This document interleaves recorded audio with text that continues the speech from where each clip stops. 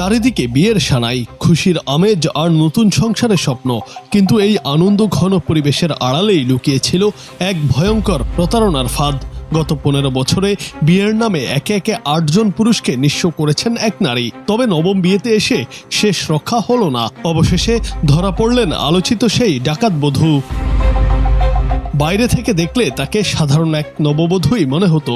লাল বেনারসি, চন্দনের ফোঁটা আর মিষ্টি হাসিতে খুব সহজেই মানুষের বিশ্বাস অর্জন করতেন তিনি। কিন্তু সেই বিয়ের আড়ালেই ছিল সর্বোচ্চ লুটে নেওয়ার নিখুঁত পরিকল্পনা।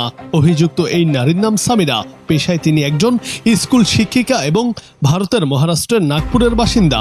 পুলিশ বলছে, গত 15 বছর ধরে একটি সুসংগঠিত প্রতারক চক্রের মূল হোতা হিসেবে কাজ করছিলেন তিনি। তদন্তকারীরা জানিয়েছেন, এই চক্রটি প্রথমে ঘটকদের মাধ্যমে অবিবাহিত, সহজ সরল এবং সচ্ছল পুরুষদের খুঁজে বের করত। বিশ্বাসযোগ্যতা বাড়াতে সামিরার ভুয়া বাবা মা ও আত্মীয় স্বজন সাজিয়ে কয়েকজনকে হাজির করা হতো। পাত্রপক্ষ যেন কোনো সন্দেহ করার সুযোগ না পায়, তাই খুব দ্রুত বিয়ের আয়োজন সম্পূর্ণ করা হতো। বিয়ের পর কয়েকদিন সামিরা অত্যন্ত স্বাভাবিকভাবে সংসার করতেন এবং সবার প্রিয় হয়ে উঠতেন। এরপর সুযোগ বুঝে নগদ টাকা, স্বর্ণালংকার এবং মূল্যবান জিনিসপত্র নিয়ে চম্পট দিতেন তিনি।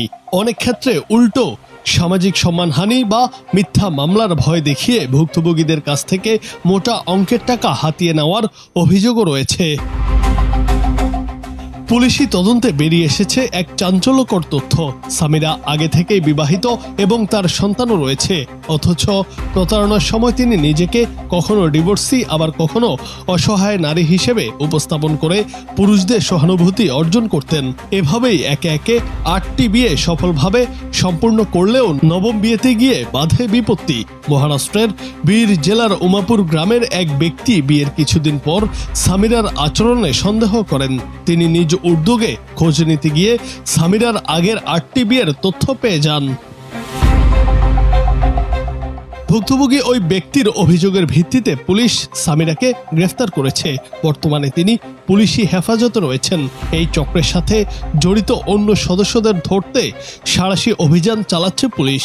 তদন্তকারীরা এখন খতিয়ে দেখছেন এই 15 বছরে তিনি মোট কত টাকার সম্পদ হাতিয়ে নিয়েছেন এবং এই তালিকার বাইরে আরো কোনো ভুক্তভোগী আছে কিনা।